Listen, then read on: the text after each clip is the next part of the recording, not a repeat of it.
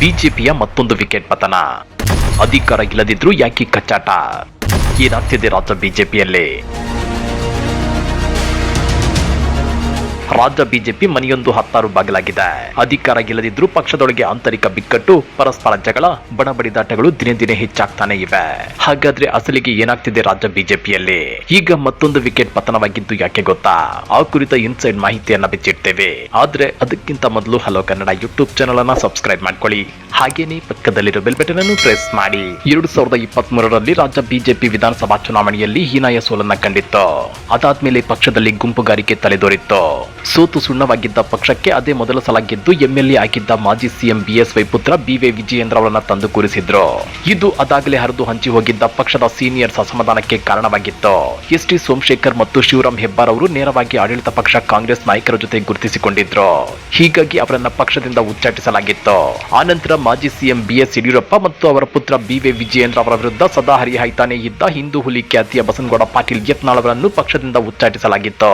ಅಲ್ಲಿಗೆ ಗೆದ್ದಿದ್ದ 66 ಸೀಟುಗಳ ಪೈಕಿ 3 ಶಾಸಕರನ್ನ ಹೊರದಬ್ಬಲಾಗಿತ್ತು. ಅದಾದ್ಮೇಲೆ ಬೈ ಎಲೆಕ್ಷನ್ ನಲ್ಲಿ ಬಸವರಾಜ ಬೊಮ್ಮಾಯಿ ಅವರ ಶಿಗ್ಗಾವಿಯನ್ನ ಕಳೆದುಕೊಳ್ತು. ಹೀಗಾಗಿ ಸದ್ಯ ಕರ್ನಾಟಕ ವಿಧಾನಸಭೆಯಲ್ಲಿ ಬಿಜೆಪಿಯ ಸಂಖ್ಯಾಬಲ 62ಕ್ಕೆ ಕುಸಿದಿದೆ. ಪರಿಸ್ಥಿತಿ ಹೀಗಿದ್ರೂ ರಾಜ್ಯ ಬಿಜೆಪಿಯಲ್ಲಿ ಬಣಬಡಿದಾಟ ಇನ್ನೂ ನಿಂತಿಲ್ಲ. ವಿಜಯೇಂದ್ರ ಅವರ ರಾಜ್ಯಾಧ್ಯಕ್ಷ ಅವಧಿ ಇದೇ ವರ್ಷದ ನವೆಂಬರ್ ತಿಂಗಳಿಗೆ ಅಂತ್ಯವಾಗಲಿದೆ. ಇದನ್ನ ಗಮನದಲ್ಲಿಟ್ಟುಕೊಂಡು ಮಾಜಿ ಸಿಎಂ ಡಿ.ವಿ. ಸದಾನಂದ ಗೌಡರು ವಿಜಯೇಂದ್ರ ಅವರನ್ನ ಕಿಕ್ಔಟ್ ಮಾಡಬೇಕು ಅನ್ನೋ ರೀತಿ ಹೇಳಿಕೆ ಕೊಟ್ಟಿದ್ರು ಅನ್ನೋ ಆಡಿಯೋ ಸಿಕ್ಕಾಪಟ್ಟೆ ವೈರಲ್ ಆಗಿತ್ತು.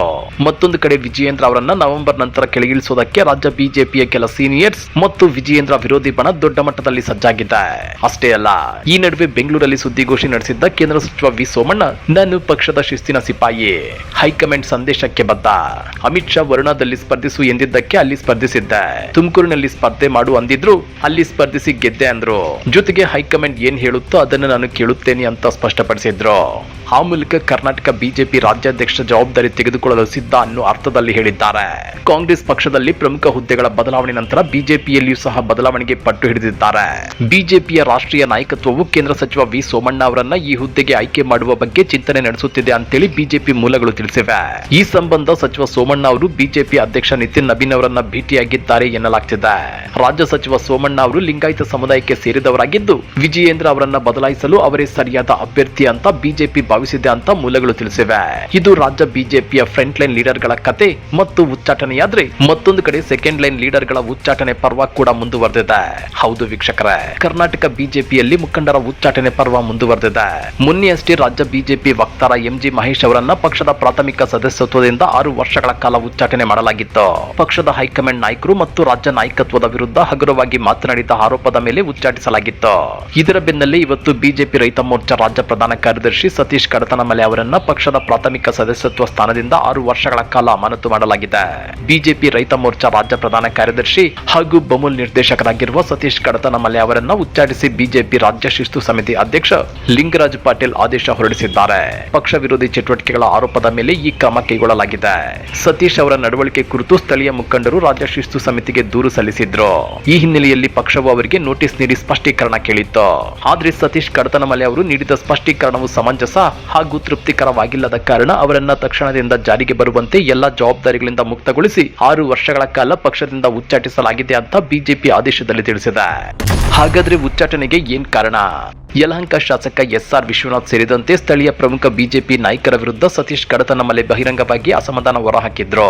ಪದೇ ಪದೇ ಸುದ್ದಿಗೋಷ್ಠಿಗಳನ್ನು ನಡೆಸುವ ಮೂಲಕ ಮಾಧ್ಯಮಗಳ ಮುಂದೆ ಪಕ್ಷ ಮತ್ತು ನಾಯಕರ ವಿರುದ್ಧ ಹೇಳಿಕೆ ನೀಡಿ ಮುಜುಗರ ಉಂಟು ಮಾಡಿದ್ರು.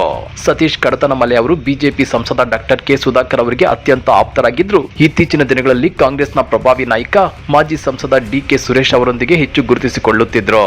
ಇದು ಸ್ಥಳೀಯ ಬಿಜೆಪಿ ನಾಯಕರ ಕೆಂಗಣ್ಣಿಗೆ ಗುರಿಯಾಗಿತ್ತು. ಅಷ್ಟೇ ಅಲ್ಲ, ಮೊನ್ನೆಯಷ್ಟೇ ಬಿಜೆಪಿ ರಾಜ್ಯ ಘಟಕದ ವಕ್ತಾರ ಎಂಜಿ ಮಹೇಶ್ ಅವರನ್ನ ಪಕ್ಷದ ಪ್ರಾಥಮಿಕ ಸದಸ್ಯತ್ವದಿಂದ 6 ವರ್ಷಗಳ ಅವಧಿಗೆ ಉಚ್ಚಾಟನೆ ಮಾಡಲಾಗಿದೆ.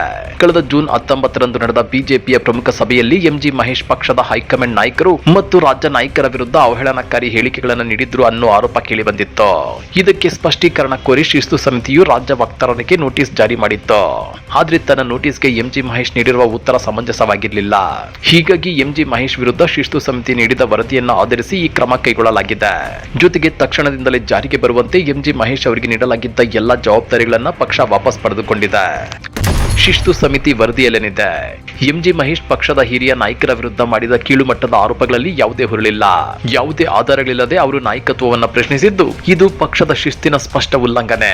ಈ ಹಿನ್ನೆಲೆಯಲ್ಲಿ ಎಂಜಿ ಮಹೇಶ್ ಅವರನ್ನ ಎಲ್ಲಾ ಜವಾಬ್ದಾರಿಗಳಿಂದ ಮುಕ್ತಗೊಳಿಸಿ ಪಕ್ಷದ ಪ್ರಾಥಮಿಕ ಸದಸ್ಯತ್ವದಿಂದ 6 ವರ್ಷಗಳ ಕಾಲ ಉಚ್ಚಾಟನೆ ಮಾಡಲಾಗಿದೆ ಅಂತೇಳಿ ಶಿಸ್ತು ಸಮಿತಿ ವರದಿಯಲ್ಲಿ ಉಲ್ಲೇಖಿಸಲಾಗಿದೆ.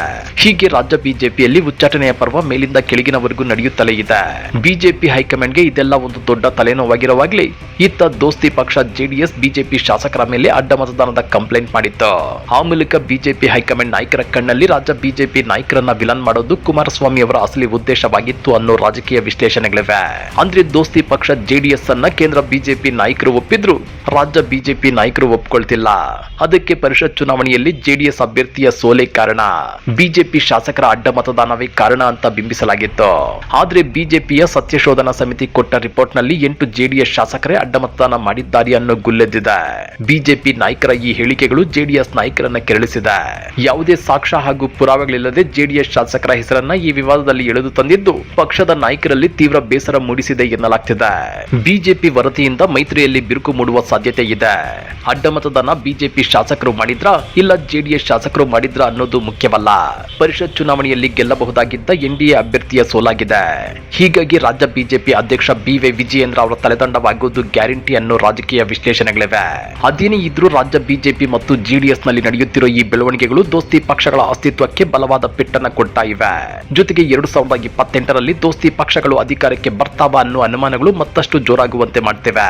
ಈ ನಡುವೆ ಕುಮಾರಸ್ವಾಮಿ ಅವರು ವಿಧಾನ ಪರಿಷತ್ ಚುನಾವಣೆಯ ಸೋಲನ್ನ ಮುಗಿದ ಅಧ್ಯಾಯ ಅಂತ ಪರಿಗಣಿಸಿದ್ದು ಈಗ ಸ್ಥಳೀಯ ಸಂಸ್ಥೆಗಳ ಚುನಾವಣೆ, ವಿಶೇಷವಾಗಿ ಗ್ರೇಟರ್ ಬೆಂಗಳೂರು ಪ್ರಾಧಿಕಾರ ವ್ಯಾಪ್ತಿಯ 5 ನಗರ ಪಾಲಿಕೆಗಳ ಚುನಾವಣೆಯತ್ತ ಗಮನ ಹರಿಸುವ ಸಮಯ ಬಂದಿದೆ ಅಂತ ಹೇಳಿದ್ದಾರೆ.